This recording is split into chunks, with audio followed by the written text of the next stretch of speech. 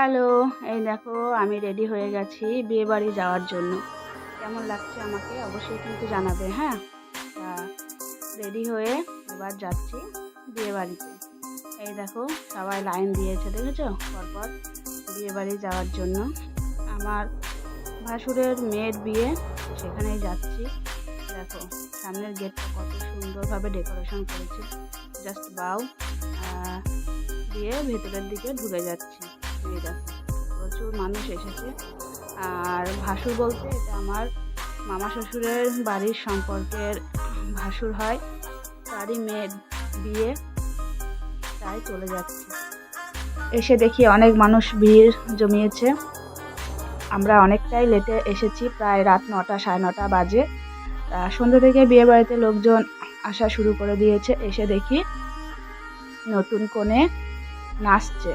এই যে এর হলো বিয়ে, এটা আমার ভাসুরের মেয়ে, নাম হলো ওর তনু। তা খুবই মিষ্টি দেখতে। তা বিয়ে বাড়িতে এখন সবাই নাচে, আর যার বিয়ে সে তো নাচবেই, তাই না? আগের দিনে হতো, এরকম কিছুই ছিল না, কিন্তু এখন তা নয়।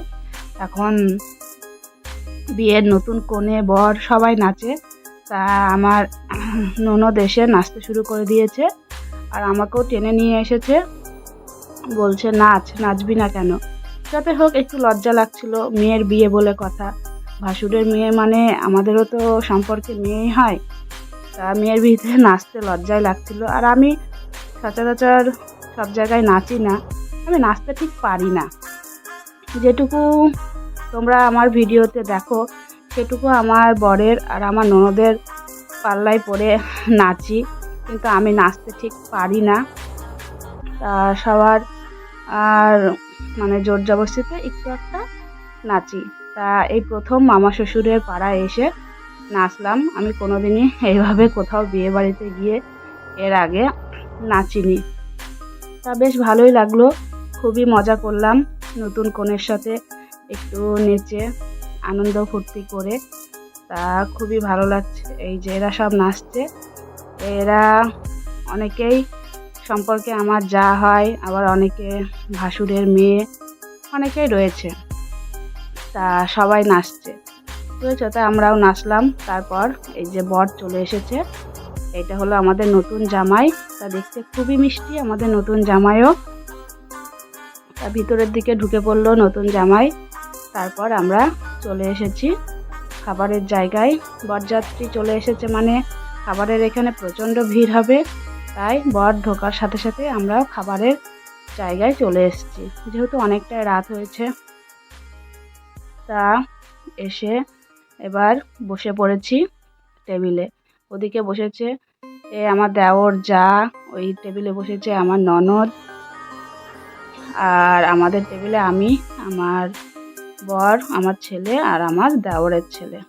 ওই যে আমার পাশে বসে রয়েছে, এটা আমার দেওরের ছেলে। তা খাওয়া শুরু করে দিলাম। তোমরা কিন্তু আমার খাওয়া দেখে কেউ কিছু মন্তব্য করবে না, বুঝেছো? বিয়ে বাড়িতে একটু তাড়াতাড়ি খেতে হয়, বাড়ির মতো তো নয় যে আস্তে সুস্তে খাবো, তা কিন্তু নয়। ক্যাটারাররা কিন্তু তাদের সময় মতো খাবার দিয়ে যাবে, আমার অপেক্ষায় কিন্তু তারা বসে থাকবে না যে এ আস্তে আস্তে খাচ্ছে, একে পরে দেবো, তা কিন্তু হয় না। তা একটু তাড়াতাড়ি খেতে হয় বিয়ে বাড়িতে বা কোনো অনুষ্ঠান বাড়িতে, তাই না? কেন পরপর তো খাবার আসতেই থাকবে। যদি আস্তে আস্তে খাই তাহলে সব থালায় একেবারে কি বলবো ভর্তি হয়ে যাবে, জগা খিচুড়ি হয়ে যাবে, তাই না? তা এই যে ফ্রাইড রাইস দিয়ে দিয়েছে, আর সাথে দিয়ে দিয়েছে চিকেন। চিকেন খেতে তো আমার খুবই ভালো লাগে, খেয়ে নিলাম।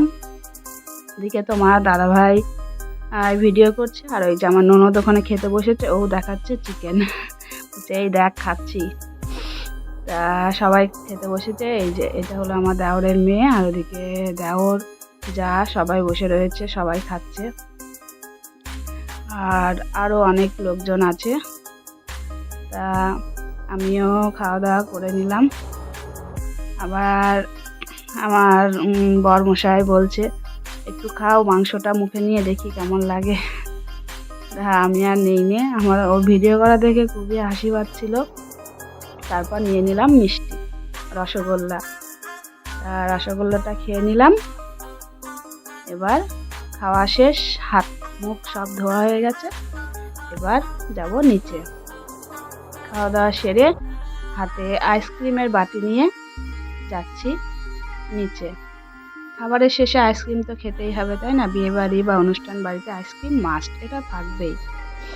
তা নিচে চলে এলাম। নিচে এসে দেখি এখনও ডান্স চলছে। তা যেহেতু আমরা খাওয়া দাওয়া করে এলাম, তাই আর নাচতে ভালো লাগছিল না, অনেকটা রাত হয়ে গেছিলো।